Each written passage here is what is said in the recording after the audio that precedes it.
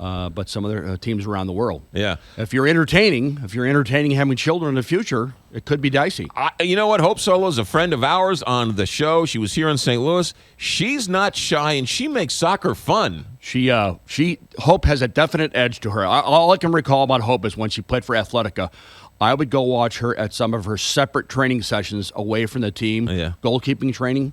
I've never seen a goalkeeper work this hard. Wow. She was astounding in her work ethic. She was great, and we love her, regardless of whatever happens to her. All right, so what's going on? We got lots of things going on with soccer. Well, Thursday night, this coming Thursday night at Washington University at Knight Auditorium, it's TEDx Talk, which is a derivation of the TED Talks. Right. But this one in particular, we're going to be joining Vancouver, where the yearly overall conversation TED Talk is. And we're going to follow up on their theme, which is dream, the inception of a dream. And ours is going to be strictly and solely dedicated to the sport of soccer. There will be 2 panels, first of which deals with your dream of eventually playing for the national team, playing at the pinnacle of the sport.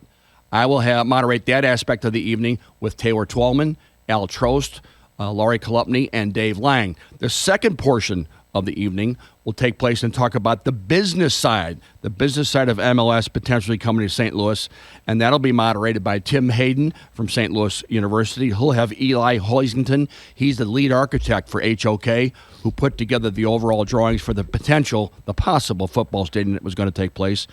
Jim Woodcock and Vicki Lynch, and we're still trying to make some headway with David Hunt. So it will overall, McGraw, cover the entire sport of soccer from a player's view who has been representing his country at the highest level. His or her dream and the inception of that dream playing at the highest level, and then the business side of potentially bringing MLS to St. Louis. This is Thursday night. Yes, sir.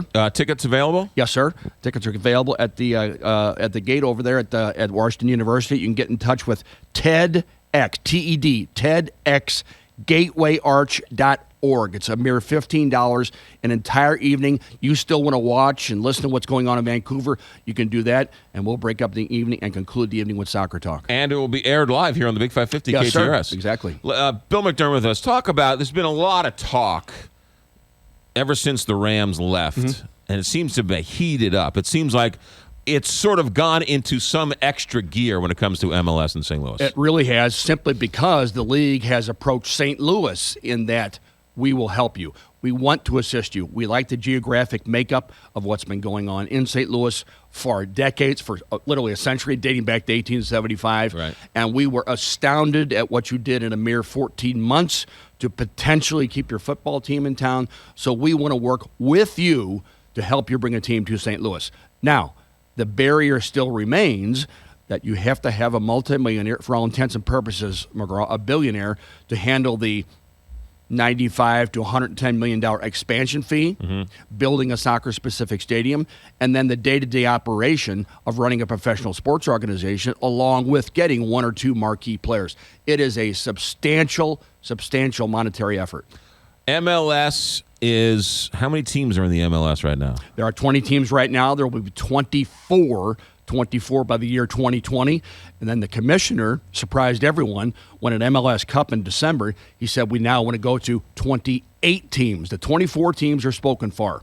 Atlanta, Minnesota, a second team in Los Angeles, and then David Beckham's team now in Miami. That'll be the 24th team. How is the MLS doing? It still operates at a deficit, and Don Garber will tell you that.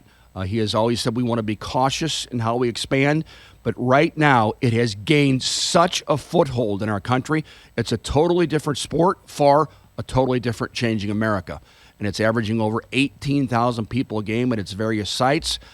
People have caught up with the recognizability and new awareness of the sport in our country, and St. Louis is the prime mover in that capacity, McGraw, and that it is the birthplace of the popularity of the sport. When does the MLS season take place? They're training right now. It'll begin probably in mid-March, and it goes to the first or second week in December if you get all the way through the playoffs to the final game. Does it have a national TV contract? Distinct presence with Fox Sports World, ESPN, ESPN2, NBC Sports Network. So as opposed to years past when we did the league package from 96 to 2002, where it was strictly and solely one vendor, ESPN, right. It now has various. And in the Hispanic community, it is huge. Right. Is it true that the MLS video game or the soccer game is one of the best-selling soccer games for the kids? It is. Not just MLS, anything FIFA related. It has United States players on the front cover of the box that helps sell it in the United States. But that is as a follow-up to what I said just a moment ago about a sport for a changing America being driven by youth.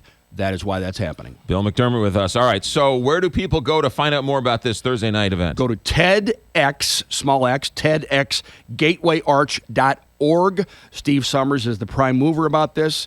It is Thursday night, February 18th, 5 o'clock, and it goes all the way to about 8:30, quarter to 9, and it deals with soccer, the dream of playing at the highest level, and the inception of that initial dream. The main conference, like I said, is in Vancouver. We'll join that. You can still watch that if you like.